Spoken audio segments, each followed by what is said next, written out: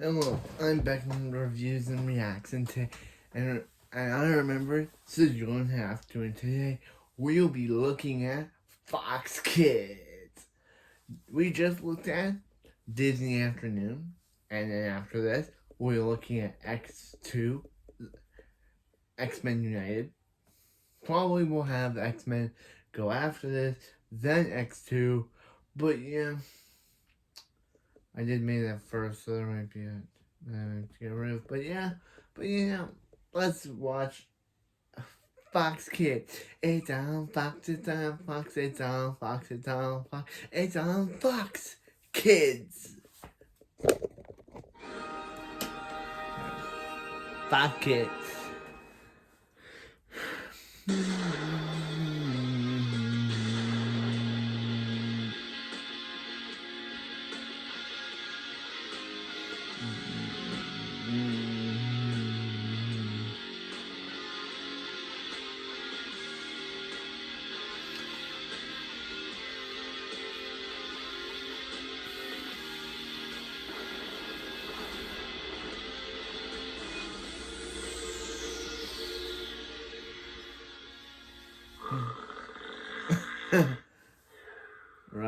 We got Rob Zombie, we got Looney Tunes, Cheerios too.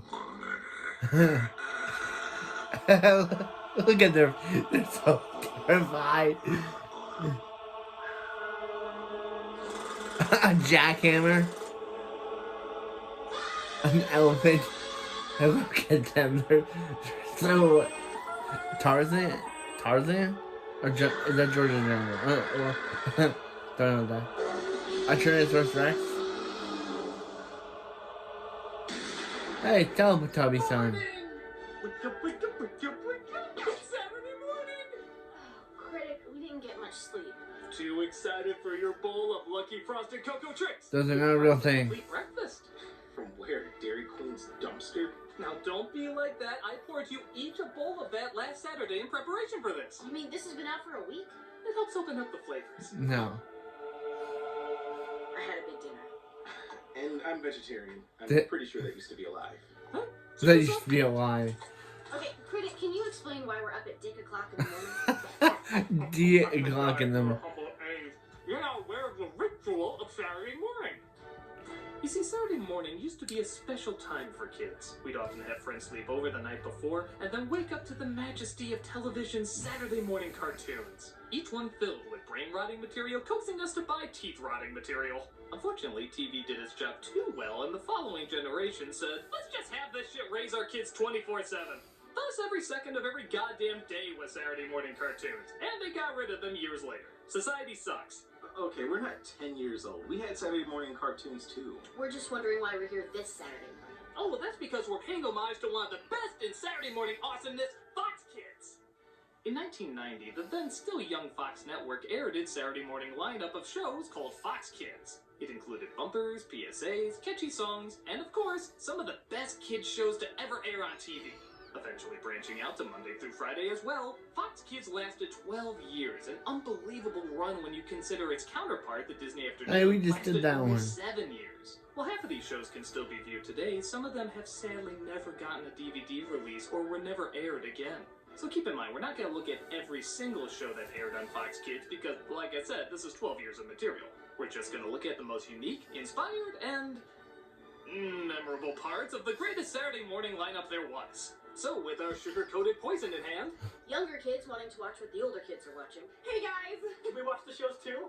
And an overprotective parental who thinks if it's not Sesame Street, it's bad for them. I'm sorry, kids, but you're too young to see this kind of stuff. I'm older than half of them over there! Shoo.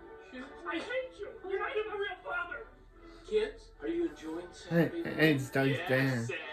That's good. I'm gonna go make It's some Doug's waffles dad. on the stove just for you. Do we have a stove? Did he just die? Figure out how that happened later. This is Okay, Fox he's dead. Kids. Oh. Oh.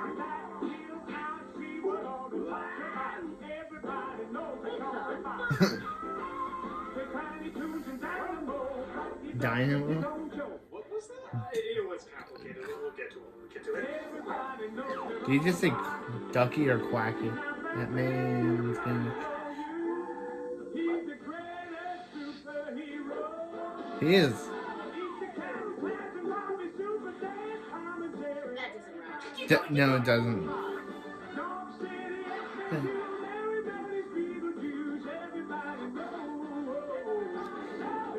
Nice. It's a fox. It's a fox. It's a fox. Hey, Joker. Hey, Batman. I know everybody knows it's on Fox. Let's start with one of their earliest staples, Bobby's World. Oh, I've seen this. It's like if Calvin and Hobbes were made by Ned Flanders. What? It's a lot more than that. Sounds pretty Yeah, okay, it's pretty. Yes. Bobby's World was based off of the little boy voice that comedian Howie Mandel did for his popular stand-up.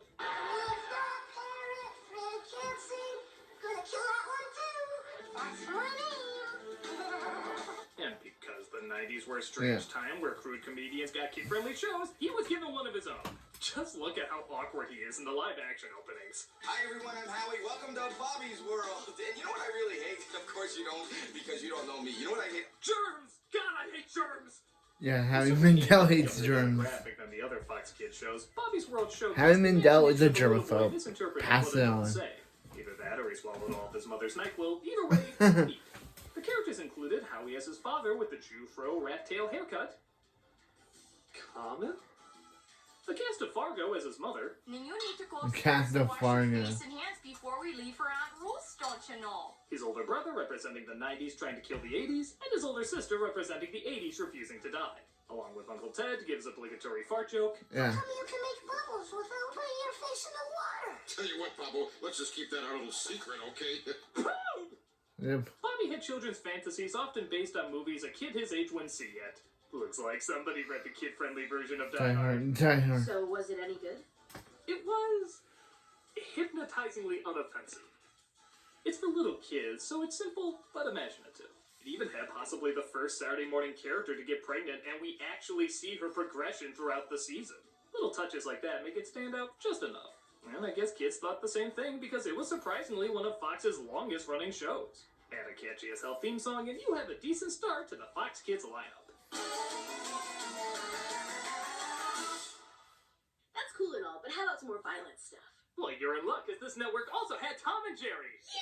Yes! I retract that yes. I retract that, yes. Jerry Kid.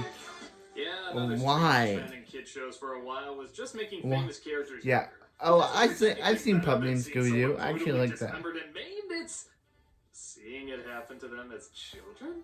Finally, somebody gets it. Um. I have issues. Yes, It Malcolm, was you pretty much do. the same thing as the regular Tom and Jerry cartoons, except it was done with kids. So the slapstick wasn't nearly as violent and therefore not nearly as funny. Granted, it had other characters too, like Spike and his son Tyke, Droopy and his son Dripple. In fact, how are Tom and Jerry younger if their counterparts are the same age? And how is Skyfall a prequel if M is in GoldenEye? Also, how did minions exist with dinosaurs millions of years ago? This is a road you don't Yeah, want. no.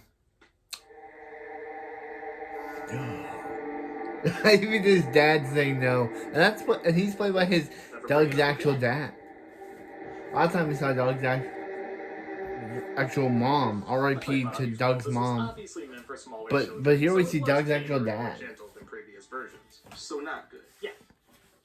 But for little kids, it gets the job done, I guess. I mean, it is better than other outings Tom and Jerry have had recently. Really? Forget those faces. It No. lasted a few seasons, No. though, so it No, obviously had dude. its fans. No, I want to forget those faces. I don't want to remember the Tom and Jerry and Willy Wonka But it faces. was harmless enough to be They were a so distraction. horrifying. I want. Hey, Jeremy. Let's Boom. get to something more grisly and adult. Peter Pan and the Pirates. What? Let me explain. What? Peter Pan and the Pirates? We all know the classic book, play, Disney Yeah. film, and childhood scarring. But few Childhood adaptations of scarring. Peter Pan ever captured the darker and surprisingly more adult take of the original J.M. Barrie story than this one. I know that sounds strange, but this was actually a really great show. They were ideas that took concepts from the original book and pushed them even further. For example, Peter steals the pirate's shadows, and what happens? They walk upside down because they've lost their anchor to the ground. That's so creatively strange, but it weirdly makes sense. In another episode, Peter is gone for too long and forgets about everybody because he's distracted by Wendy's future daughter in the real world, who he brings back to Neverland to meet her future mother despite them being roughly the same age. Bye, Uncle Michael. Uncle John. Why are you sad? Because I learned today that I shall have to leave Neverland sometime. But I'm happy, because when I do, I'm going to have a daughter as wonderful as you. It's super surreal, but it's also As surprisingly should you adult. say It's like? kind of like the ending of Return to Neverland, where young Peter meets older Wendy. That's a lot of people's favorite part of that movie, and this show is mostly comprised of scenes like that. The characters all have fleshed out personalities, with Peter always hungry for mischief, the Lost Boys and Pirates all having distinct character traits, and in my opinion, the best Captain Hook ever portrayed, played by the only actor who could perfectly portray him. Literally, the first perfect Tim thought that Curry. comes into your head is who plays him. Tim Curry. You goddamn right, Tim Curry! If I must die, I will encounter We darkness love you, as Tim a Curry. bride and hug it in my arms. This is the first Captain Hook that has dimension to it. Yes, he's an angry screamer and a scoundrel, but he prides himself on being a gentleman and a sophisticate. One minute he's ready to stab your heart, but the next he might let you go if you make him laugh with a reading of Shakespeare. Oh, dear God, they give you death by inches, and old Shakespeare gives thanks that you aren't here. I see how those clips. He was an egotist, but still valued his bizarre ethics. It made him both funny and intimidating at the exact same time. And nowhere is the series' complexity shown best than in its series finale, where Peter decides he does want to grow up and he starts to wither away into an old man, unaware that he's actually taking Neverland with him. So you could argue Hook was being portrayed even before Hook was doing it. It's surprisingly intense and unbelievably well done. It lasted for only one season, but it resulted in a ton of episodes and had a pretty good life in reruns. Criminally, though, there is no DVD release of it. If you're able to find it on YouTube or anywhere else, definitely watch as many of them as you can. It's a cannonball of imagination waiting for you. Peter Pan. Pirate. That's all fine and good, but what about the poor people who demand a series about demonic fruit? I had no segue into the show. So, because we apparently demanded it, Attack of the Killer Tomatoes was given its own cartoon series. Based on the B-movie comedies, it did have some of the original characters, like Igor, Tara, that parachute guy, and even John Astin reprising his role as the mad scientist who made the evil vegetables. Fruit. It's 2018, nobody uses that term anymore. it's 2023 and we still use that. No, I guess we don't use that term. The plot is similar to the movies in that a mad scientist wants to take over the world with the tomatoes, and his failed experiments. It's 2023 and I don't think that we Wilbur use tries to stop him. that. He gets help from the main lead, a boy who was not in the movies, and you can clearly see why.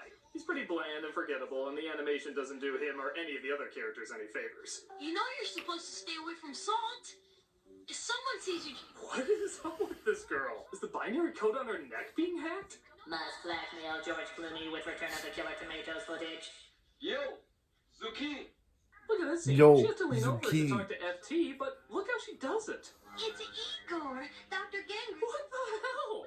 Is this part of the joke, or is it just poorly animated? The whole show is kind of like this, leaving you with no idea what's intentional and what isn't. Even the dialogue, you can't figure out what they're aware of and what they're not. Being a luscious, ripe tomato can be hard on a girl. Whatever you're thinking, erase it from your heads. I had a line about her being saucy, but never mind.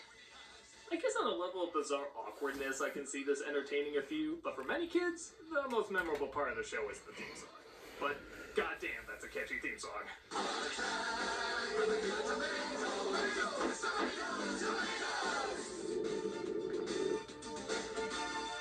But not all the Fox Kids shows started off on Fox Kids.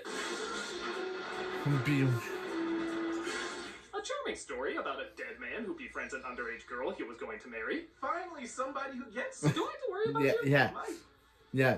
Do we have to? Beetlejuice had only the slightest connection to the movie, which was surprisingly welcomed as it allowed for a lot of wild and inventive designs. Granted, in the movie, everyone looks the way they do because they died that way. Here, I don't know how the shit they were supposed to die to look like this. Tim Burton himself helped design the show, and it certainly shows in all the strange people and creatures. It had little in terms of plot, but it had a lot in terms of visual and gross-out humor. At the time, especially when there wasn't much in terms of dark or macabre cartoons, this one gave us a small but still memorable taste of the enjoyably morbid. It was a waste of time, but it was a fun waste of time.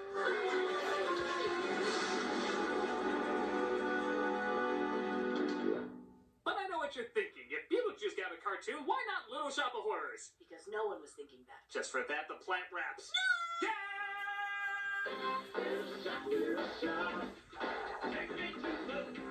Little Shop is based on the musical interpretation about the man-eating plant, except Seymour is now a little boy, the plant raps instead of sings, and absolutely none of it looks completed. You got fucking going rubber that. If this place wasn't fine, it'd be a big deal. Why am I here? You know what I'm saying? This looks more like the bumpers you see before they go to commercial. You don't give those bumpers enough credit. The focus of the show is the plant is trying to get Seymour to win the girl and defeat the bully, while also running a plant shop that's constantly infested with their musical numbers. Black business is a black business. What a joke. God, I wish this had the original cinematic ending. Why is he even shocked the plant is talking? The flowers act as backup singers all the time. I'm not even sure the plant is talking. His lips move so rarely. See, it's for computer training. Many parts are F. I guess I can give credit that for a show that had a budget of monkey feces, the backgrounds are at least creatively simple. I mean, I'm sure the layout artist had 2 minutes to color these on Mario Paint, but there is at least a little structure in between the poorly animated sections. Oh god, he's having a stroke. Nope, that's just a bad show. It's just a bad show. The writing doesn't make any sense either. The girl in the show is obsessed with a refrigerator. Why? I'm going to repeat that. The girl in the show is obsessed with a refrigerator. And they never explain why. It's the most beautiful thing I've ever seen. I think it's really cool. Women. Hey, my love of refrigerators has nothing to do with my gender. Now, if you'll excuse me.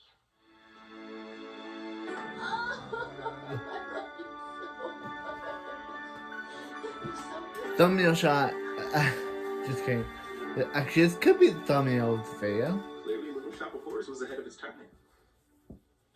Like I said, this has little redeeming value, but I'm sorry, I have to reference a Little Shop of Horror cartoon show in the 90s where the plant raps. I know you think it's a crime it exists, but it's an even bigger crime to act like it doesn't exist. The show lasted only 13 episodes before it was yanked, and you can see why this fertilizer didn't get far.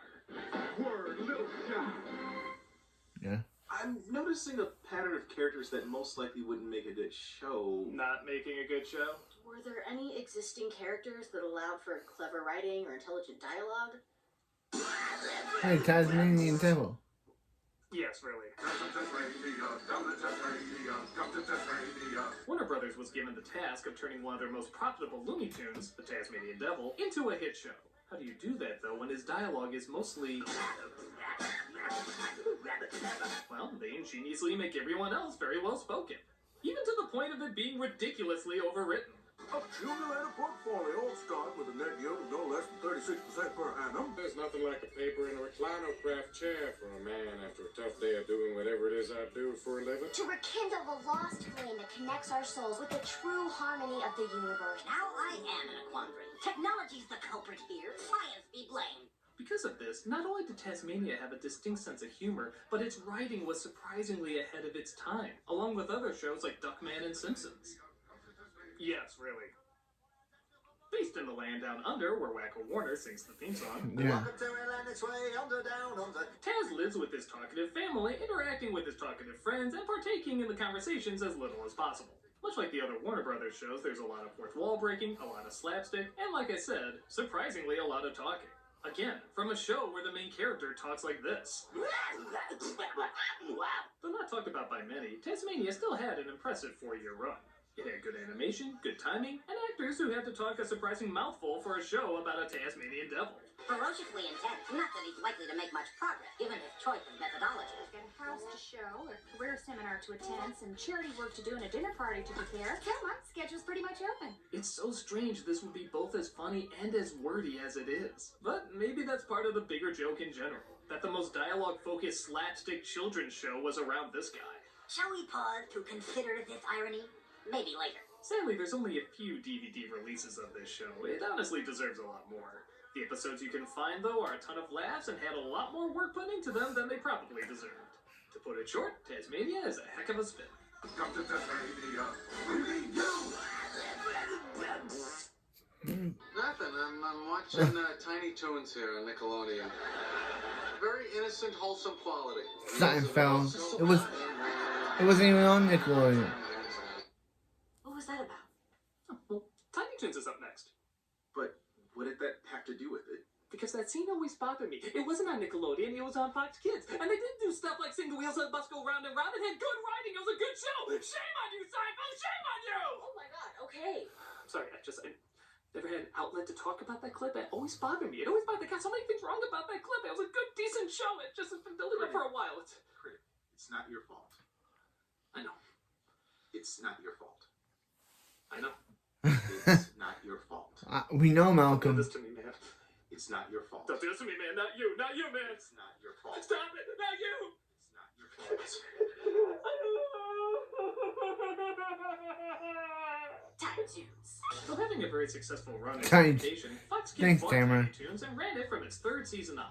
It was one of the few shows based on the younger version of popular characters that branched out not only to be successful and funny, but also obtained its own identity over time. Characters like Elmira, Montana Max, and Furball were all very different from their counterparts Elmer, Yosemite Sam, and Sylvester.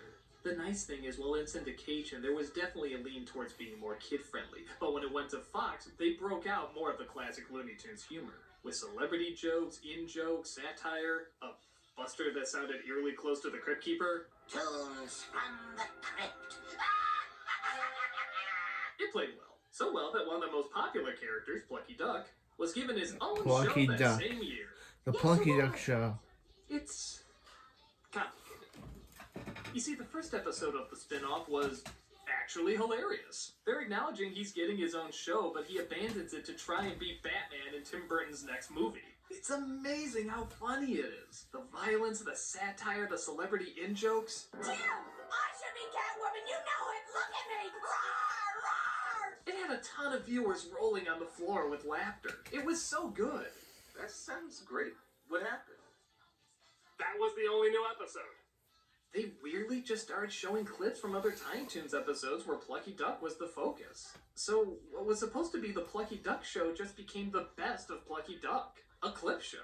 Maybe this was filler for a show they didn't make in time. Maybe they only animated the pilot but pulled the plug like what they did with the Elmira show. Whatever they did, it faded quickly, resulting in only 13 episodes. Regardless, we still got a pretty funny first episode and a ton of great material from the original Tiny Toons, giving it a memorable and hilarious run. But not every show gets the attention it deserves. I know what you mean. Homie boys in outer space. That masterful work will have its day. But I was talking about Eek the Cat. Eek the cat. Eek the cat. In a world filled with Ren and Stimpy knockoffs, Eek the Cat was arguably one of the first. But just like those other shows, it had a similar style, but still its own hilarious identity. The opening sums it up perfectly. He has a dream about helping someone, wakes up to reality, and everything tries to kill him. That's basically the plot of every episode. The world is trying to punish him for all the good deeds he does. But nevertheless, Eek is always kind and optimistic, always helping people no matter what's thrown at him. It never hurts to help. And indeed, a lot of strange things are thrown at him. It's a world where snacks can blow up in your head. A cereal that pops in your head, not in your head. Cuddly bears are greeted with machine guns.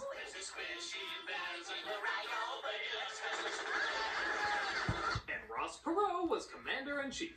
Back when that was the craziest person who could be president. There was a mean-spirited creativity to it that was held together by just how gentle and helping Eek is. You don't want to get a cramp. No matter what, he always wanted to help, even if it meant getting pummeled. Well, at least the beautiful planet of Earth has been spared, and those bad aliens will never do such bad things again, and someone will be here to get me soon. I'm just sure of it. Hell, the biggest curse word he ever used was kumbaya. Kumbaya, wait! Granted, as the show went on, they seemed to run out of ideas, so they started putting him in several movie parodies. They were fine, I guess, but it was a little odd, even for this show. To To make things even stranger, the time slot was suddenly being shared with another show. Suddenly it was called Eatstravaganza, and half the running time was dedicated to thunder lizards, a series about dinosaurs who were trying to wipe out a new species called man. At the moment, there's only 2 of them, and they're constantly screwing up trying to evolve. I invented this. I call it a washing machine. I figured it out. The fire washes things, okay? Watch. These guys are like the prototype for SpongeBob and Squidward, except the sexual tension might be a little greater with them. When does the hurting stop?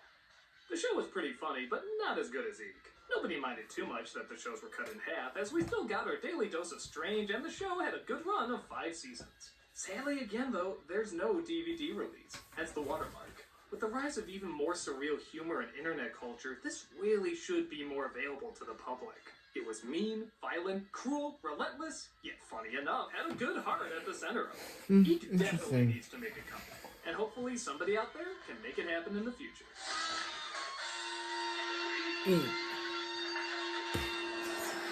But there's stuff for dog lovers too. Jim Henson's Dog City, for example, lasted for 3 seasons. Based on Henson's short film from another TV series, the show opened in the puppet world where an animator created a private eye show about a detective named Ace Hart. It then jumps into animation as Ace constantly battles the gangster Bugsy Vile with the help of Chief Rosie O'Gravy and paper pup named Eddie.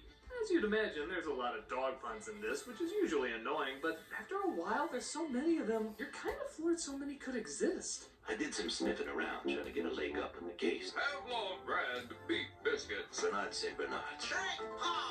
Not much bark, but what about our bite? Station WFIDO. Somebody was 1 table scrap short of a full doggy bag. I'm annoyingly intrigued. Yeah. Like many Jim Henson projects, there's a charm in how kid-friendly it wants to be. For example, the animator... Yeah, he went from Wilkins to Muppets to, yeah, we'll get to the Wilkins commercial. Make their way in, he switches it out for We'll get to the commercial. Kind of adorable. Diving into unknown waters We'll get to that. senseless, but is it as senseless as running with scissors? I think not. The strange thing is, Fox would do another dog detective show called Droopy Master Detective. What was up with this concept? They had the same obsession Disney Afternoon had over ducks. Did they just think this would be the next big thing? Did they even watch this show? Well, Droopy was canned pretty quickly. Dog City had a pretty decent run. So, I guess if you're a dog detective person, I'm a cat detective person myself, Dog City is cute enough to give a viewing.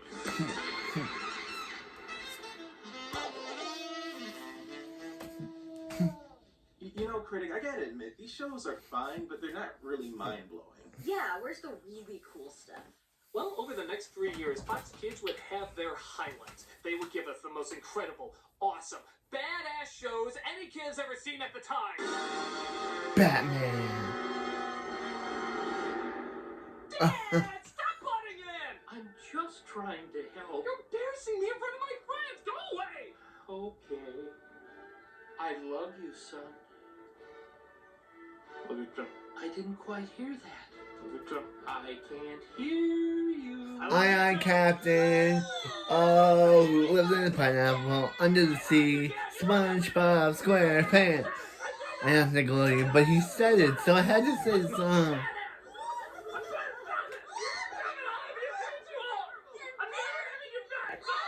Stop.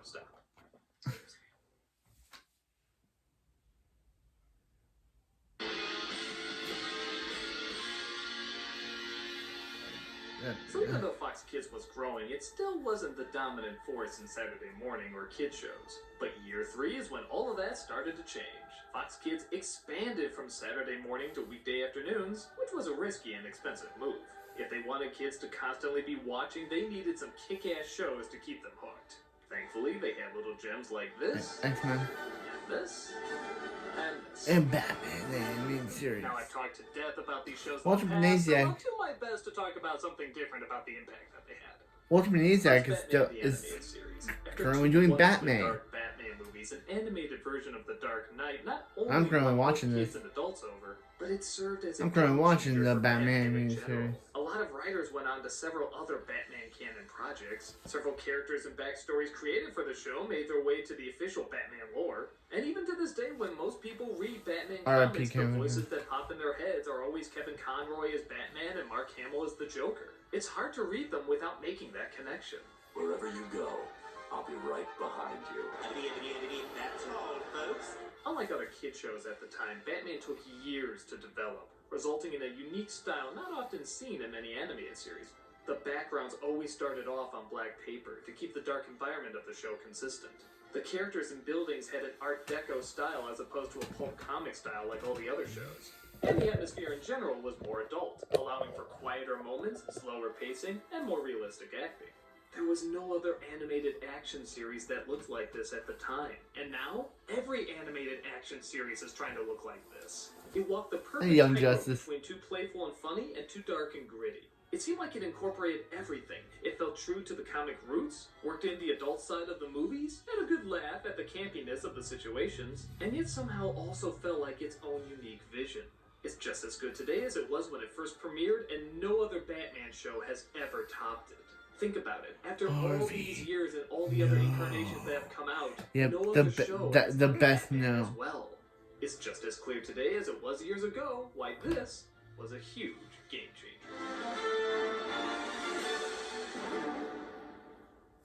But Warner Brothers was breaking new ground with another game changer. What? I was just talking about Animaniacs.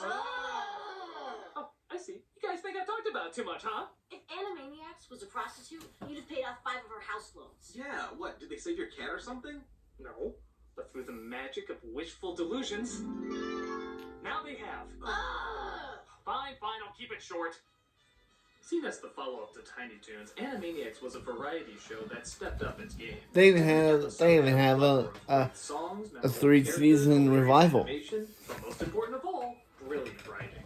It was truly the closest we ever came to experience the fresh comedy of the original Looney Tunes. They had the great comebacks, the violent slapstick, the imaginative take on the world we all wanted to experience. This must have been similar to when people saw a bunch of other cartoons for the first time on the big screen. There was just an excitement that you were going to see something clever, funny, and filled with so much energy they felt There's alive. A the Max. Tiny Toons, it was one of the few shows that had an entire orchestra providing the music. And speaking of which, the brilliant songs are It's still Pinky being in the used by Brain. They kids want to today rule to the test universe. countless school Whenever exams. the song said, I never watched the revival. I only know this song because I watched.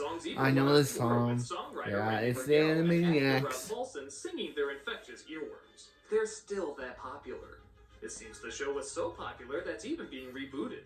In 2020, these characters are coming back to give their take on modern day insanity.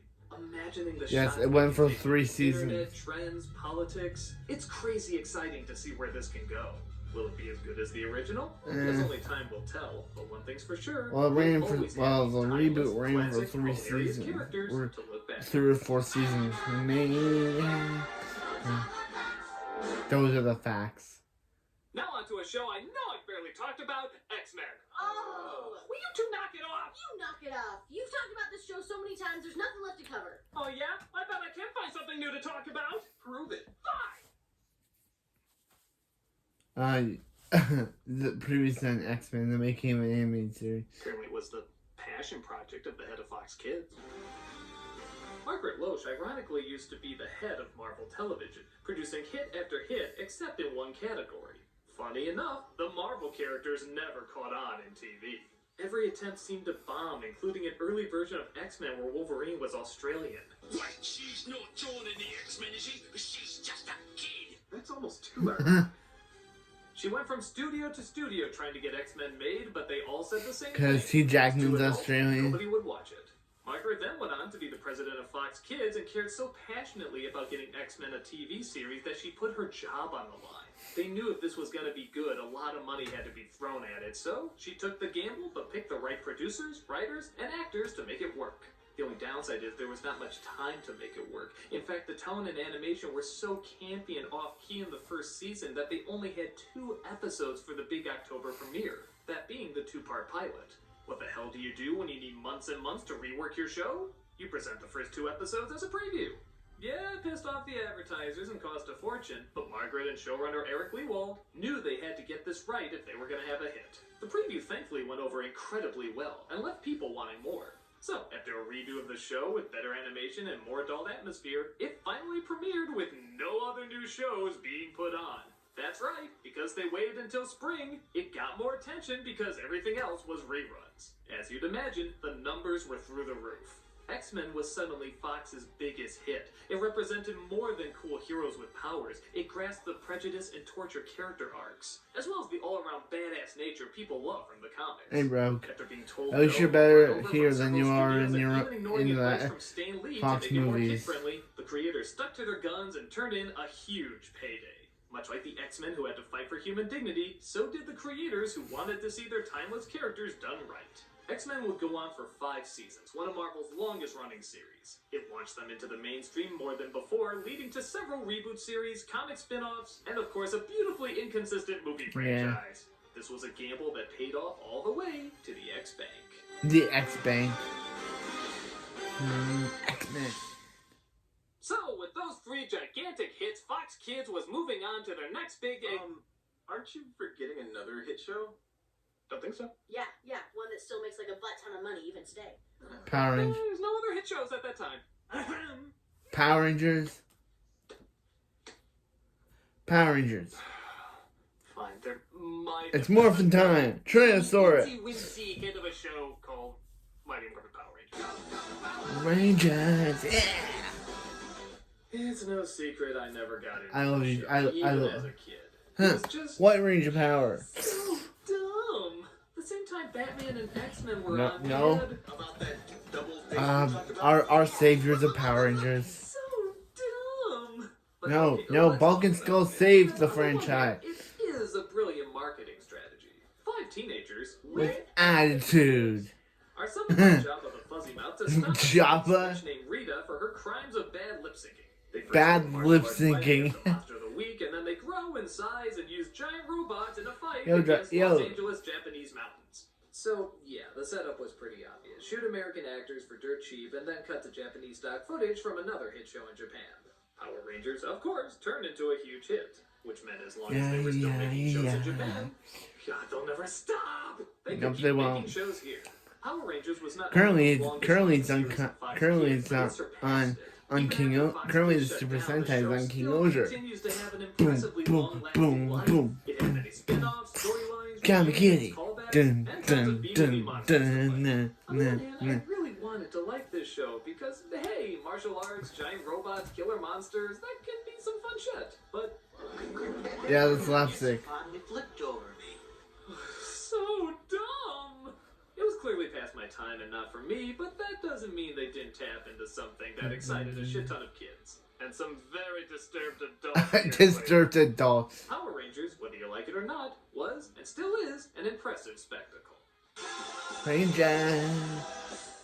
But it wouldn't be the 90s unless we forcibly had to teach you shit. Carmen's. Thankfully, Where some on shows the were earth better is than Carmen Power. Where on Sandiego? earth is Carmen Sandiego? Rockapella. Nope. This Rockapella. was a different kind of Carmen Sandiego, one that was on a kid's computer game that tried to educate you. That's exactly what Carmen Sandiego is. Okay, maybe not that different. The on-screen player always had to pick 2 characters to go after Carmen, and he always picked the sister and brother duo, Ivy and Zach. Oh, God, tell me he didn't ship them? It's a kid who's always at his computer. So probably. Probably. Hello, player. Thanks for picking me. Yeah, that sounds weird. Yeah, There's a freaky yeah. ass chief who seemed to be a mix between Max Headroom and the genie. Ivy, you simply must learn to accessorize. Regrettably so.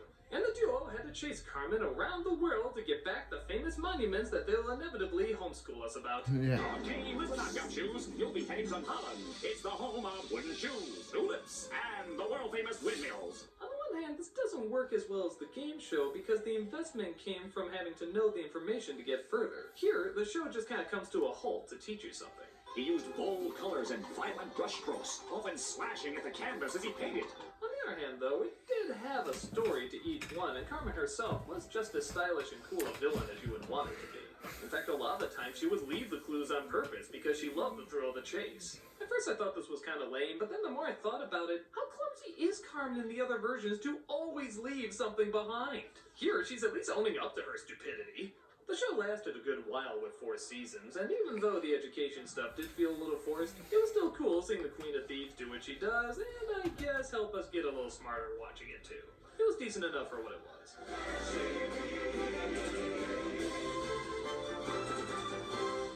Hey kids, what's more awkward than movie Spider-Man, Other movie Spider-Man? and Cartoon Spider-Man? and Other cartoon Spider-Man? yes! Man, Spider-Man, radioactive Spider-Man. The Spider-Man tried capturing the same complex characters and ideas. the best Spider-Man ever. Who cares about Tom Holland? Who cares about Andrew Garfield? Who cares? Actually, I do care about Tobey Maguire. This is Spider-Man. Drake Bell had a very also good Spider-Man. Sad to what happened to him. How he's a criminal. But he had a good Spider-Man run. But this... And Neil Patrick Harris was also Spider-Man too. But this was a childhood generation. My brother watched it. I still watch it. And it is the best Spider-Man. Their other hit Marvel show had. Did they? Also, thanks for the... Spider-Man was Yeah, great if me you and liked Chan the watched experience it. of the comic, Watched but it. didn't I really still segue watch to it. an emotional TV Venom was It might cool. have been surprisingly overambitious, as every second it's either explaining what's going on, explaining the emotions, explaining the inner monologue. It could never take a break. Then we have to assemble those of us who are left I and see. go protect the site of the Doomsday Complex. I feel like I'm witnessing a part of this country's history. After seeing the beacon, we always Jan, assemble here. I hope you like my nod to you in this. Remember where this building was. How have you been, Madeline? Oh my god, breathe! You guys are going faster than the dialogue in The Social Network. CG City wasn't a bad idea at the time, but now it just sticks out like a sore thumb. In other instances, the CG background matches the look of the painted background. This just looks like he's swinging into a screensaver. But those are just little details. Maybe it could still work if the writing was sharp. Anyway, this lizard thing is probably just an urban myth. Wait a minute, looks like I was myth-taken. Mistaken. But again, to its credit, it Venom, did take you a were lot so from the cool. comics, trying to cram in as much as you can in a kid's show. I just think it did it too damn much. It wasn't Power Rangers silly, but it wasn't X-Men serious either. It was something in between. Hey, Captain America. But it seemed to be enough, as this Marvel show lasted 5 seasons, so I guess it must have made a big connection with a lot of fans.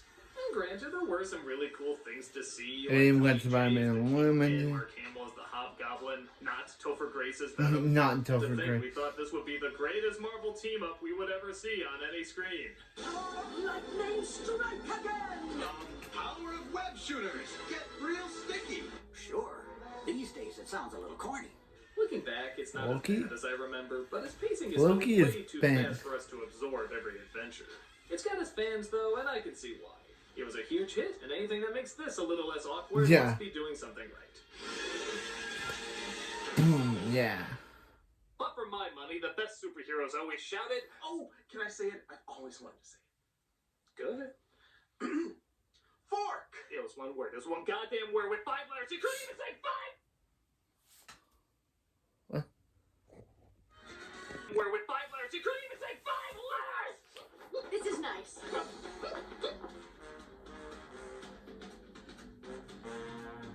While there were comedic takes on superheroes in the past, none were quite as funny or odd as The Tick. Again, leaning its writing towards the adults rather than kids, The Tick told the story of a nigh invulnerable, absent-minded superhero and his voice of reason sidekick, Arthur. You can't fight evil with a macaroni duck! I'll be the judge of that.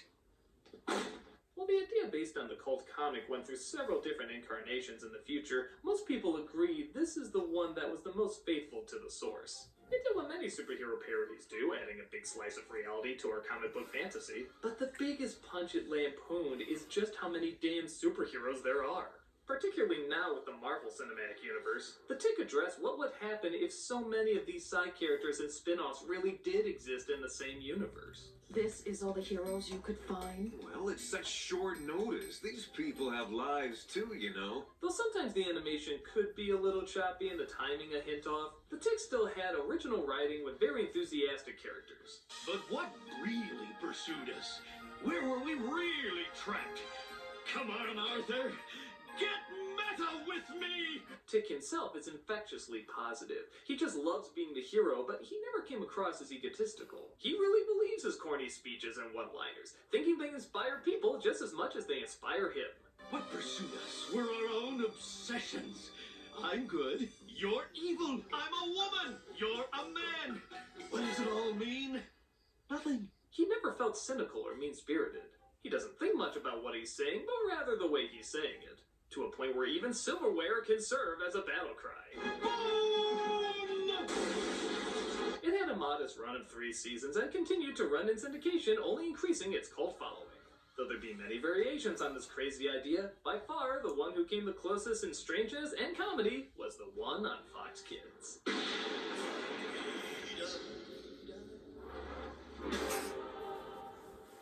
That's cool, but can I have a show based on a book series where the scariest part was the cover? No.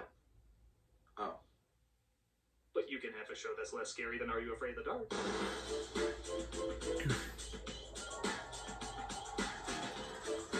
Goosebumps was based on the hugely successful book series by R.L. Stine.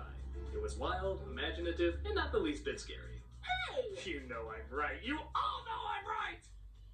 When I was younger, I was always pissed off that all the scary shows I watched were never scary. Goosebumps, Are You Afraid of the Dark, even Tales from the Crypt I never found frightening. But as I got older, I realized that's not really what they were about. The intent wasn't to scare you, the intent was to have fun in a classically spooky setup.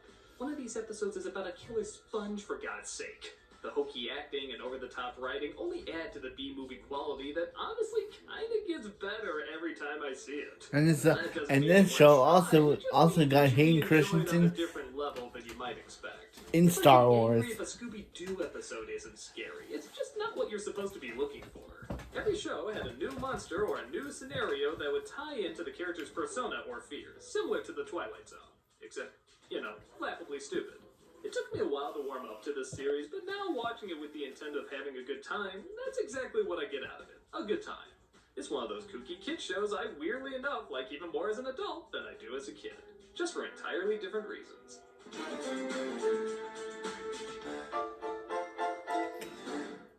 Sadly, though, this is when Fox Kids began their downward spiral.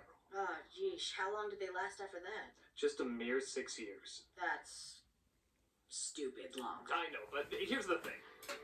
Warner Brothers was starting their own network with their own kids programming called Kids WB. And when they started up, guess what they took with them? Animaniacs, Looney Tunes, and Batman.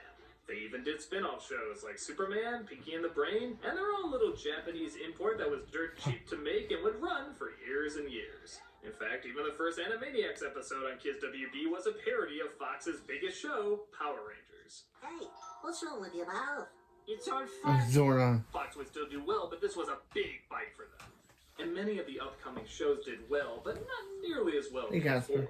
Another Spielberg show called Toonsylvania tried capturing a darker tone on the Animaniacs formula, but sadly the writing wasn't on point and it didn't last very long. I talked in great detail about Sam and Max in another episode. It was creative, but a little too unfocused, earning only 1 season.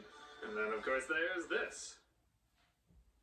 That's like summing up the Titanic in 1 sentence. I need a full episode to go into what's wrong with that. Yeah. Good call. After that, Fox Kids went the same route Kids Digimon, I love O2. After seeing not only how easier they are to put out, I love both Digimon Adventure and Digimon Adventure O2. And sadly, I stopped People watching after that. do say O2 is not good, but I love Digimon O2. And the theme, Power Rangers again. Okay, go ahead. Yeah, kidding. Hey kids, remember this incredible writing? That's a lot of fish. They made a show out of it. Oh God! Shh. They made a show out of it.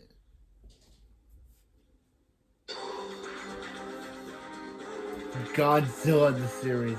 Godzilla the series was a direct continuation of the 1998 Godzilla movie. It featured some actors from the film lending their voices to reprise their roles, including Bart Simpson.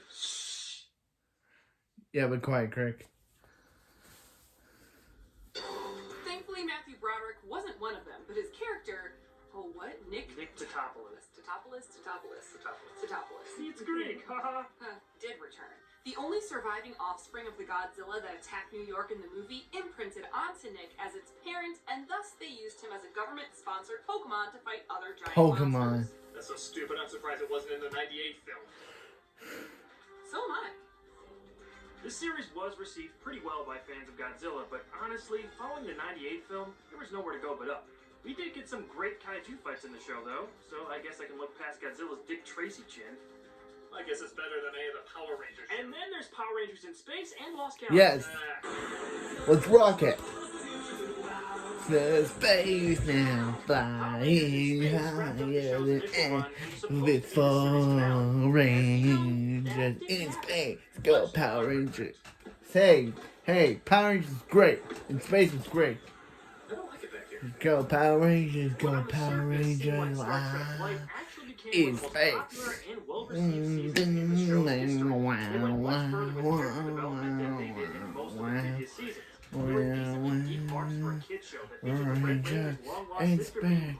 Yeah.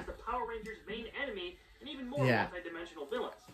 Astronomer was so cool. Finished the Zordon era and ended up saving the franchise. Yep. But some of you may just know it for their crossover with the Yeah. Ninja Turtles. Cowabunga. Yeah. I guess. Yeah. Hey, we have a deal. No next mutation unless he's fully being tortured. It's okay. Just the mention of the idea hurts me. The next season, Power Rangers Lost Go Galaxy Galactic. kept the outer space theme, but began a new phase in the PR legacy. Starting here, every season Yeah. introduced a new cast with new powers, Zords, etc., and that became the status quo for the series. Magna power. So Fox Boom, big plan to boom, get this phase boom, going. boom, boom. Sword in the Stone in space. Yes. Woo? Actually, this season was pretty good. I enjoyed playing it. But I know what you're thinking. Those shows needed a lot more Ryan Gosling as young Hercules. It's actually amazing how What? much we weren't thinking that. Well, Mhm. Fox Kids was. What? I was thinking that. Ryan Gosling is young Hercules. There was a spin-off of the Kevin Sorbo show starring a young Ryan Gosling. I always speculated this was just another Goosebumps episode he was in. It is scary enough. What else do you need to know about this show? Well, I think this clip says it all. What is a performance that you've given? Something that you're insanely proud of? My work on Young Hercules. Really? I had a fake tan, leather pants, was fighting imaginary monsters. They weren't really there, but I was acting like they were there. My God, I think we're all in a Goosebumps episode. We also can't forget about Beast Wars. Yeah, that's getting a That's movie called Rise of the Beast. For animals like rats and ants. Beast Wars is finally getting a live action Transformers movie. This was my generation's Transformers show, and I absolutely loved it. Beast Wars, along with Reboot, was among the first all-CG animated series. The early computerized look doesn't hold up all that well, but for the time, it was revolutionary and set the show apart from most other things on TV. Transformers The Rise stories of were the great, Beast. The characters were great. It was just a really solid animated series. That being said, you stay away from this, Michael Bay! You hear me? Don't you dare defile Rat Trap Tigatron or Optimus Prime! For more on this series, you can check out my top 5 best episodes right here on the channel. If my face isn't on it, I don't watch it. Like I haven't heard that before. Beast Machines Transformers was the less popular sequel series to Beast Wars. It took place almost immediately after and was dark, sobering, and kind of depressing at times. You know, for the kids. The change in tone and design wasn't something anyone was asking for, but it did end all the stories that started in Beast Wars and has gained a small, dedicated following over the years.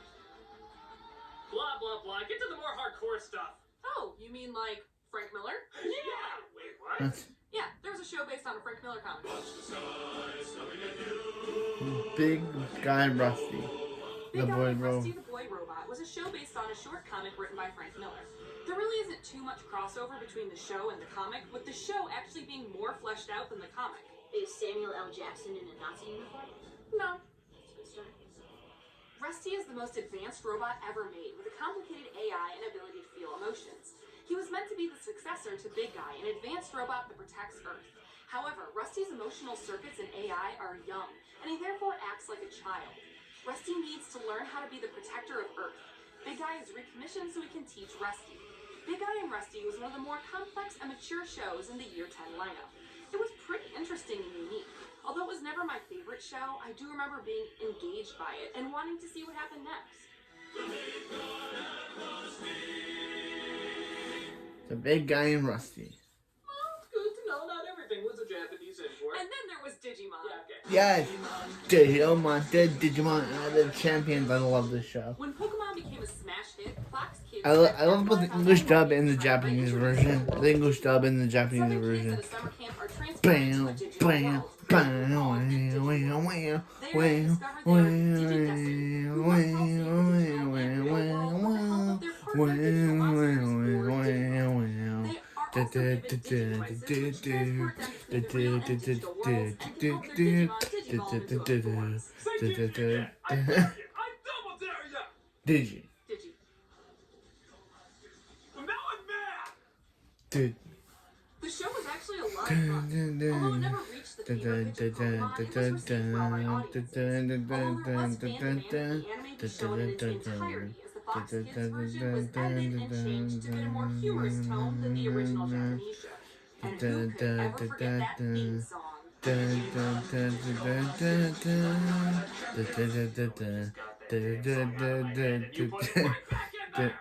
I thought you were still humming. Because of Digimon's success, we also got Monster Rancher, another monster show that was meant to compete with the success of Pokemon. Monster Rancher was first a video game before being made into an anime that Fox Kids picked up. And the game uses discs to unlock monsters that the player trains to compete in tournaments. In the show, a boy named Genki receives a disc to use while playing. The disc ends up transporting him to a different world where the monsters are real and created by scanning stone discs in a temple. Like Digimon, Monster Rancher was edited to make it more suitable for audiences, removing more dramatic elements from the series. I remember loving the show as a kid, but honestly, it was a bit bland and basically an overglorified commercial. So, an end. Oh, Christ, I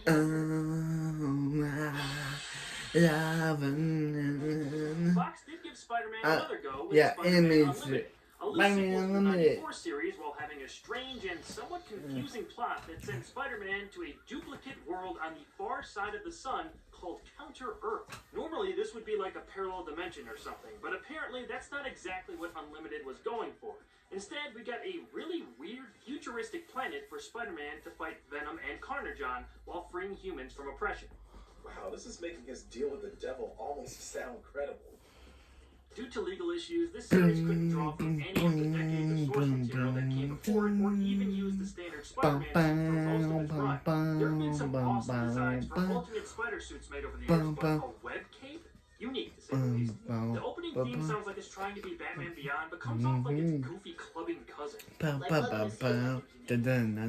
get that Spider-Man the Animated Series is an insanely tough act to follow, but Spider-Man Unlimited was a mess from the beginning, behind and on the screen that is best skipped over by fans of the web.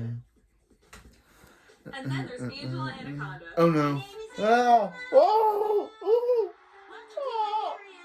Why do you like this? Why you like that horrifying thing? Watch the show?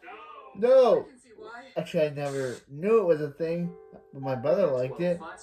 Don't know why, but Zach liked it. Scheduling to only Saturday mornings. By then, the writing must have been on the wall because the following year, Fox Kids stopped airing programs and never returned.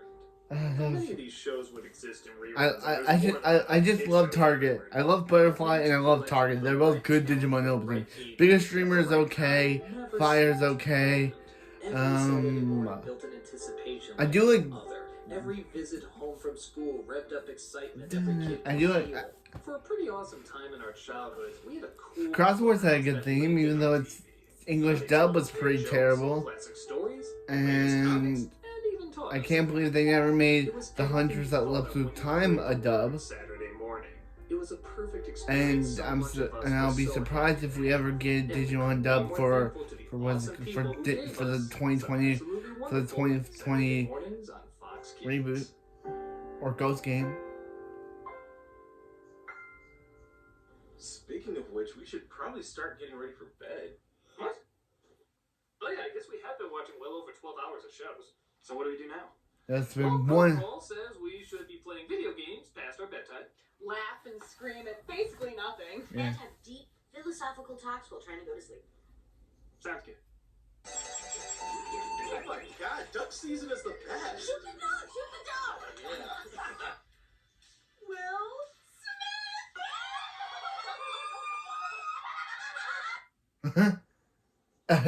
Malcolm? Do you believe in God?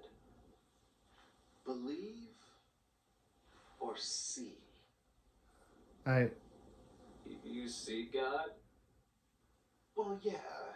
I was thinking about that, and it had me thinking, what if Bowser's the good guy? Wow. Oh my god. You know? And Mario is really the bad guy? Okay. But is Satan, Waluigi? No, that's just not true. That's a dirty Wow. lie. This was 1 hour. Then Luigi is Satan. Oh. I'm totally lost. How do we go from God to Bowser? I missed that. Video games Our God. Okay. my religion, actually. Yeah. Thanks. Yeah. So like video games equal God? There's all different, denominations. Yeah, Right, different right, right. sects. Like, Okay. Tamara believes in the denomination of PlayStation, but like Walter and I are Nintendoites, so like it can be awkward sometimes. I have a PlayStation, like don't tell Nintendo, but like Don't tell Nintendo. We don't trust Nintendo. Just get explore things, man. We trust Nintendo Switch, but we don't trust You're Nintendo. young, you know what I mean? I think I'm an atheist because I have a Dreamcast. Still, alright. You know what? I started with the Dreamcast, man. It's fine. Yeah. Everything's gonna be okay. I don't know, man. I don't think my mom's gonna let me sleep over here anymore. Okay. Fox Kids was 58. It was 1 hour, but it was actually 58 hours long. That was good. And Anaconda. Again, Zach. I don't know why you like it. My brother, Zach. I don't know why he liked it and why he named a snake after it. That shit was horrifying. Horrifying. I could look at it. I could look at it. Grab you, Anaconda. You are so terrifying. You are the most terrifying show of all time. Grab you. See you for X2. X-Men. Yeah. See you for the X-Men. But then, I guess X2 will be the recording after this one, but I'll have to upload the X-Men one after this one, then X2, and you were not glad to say hello. We will not welcome you to our show.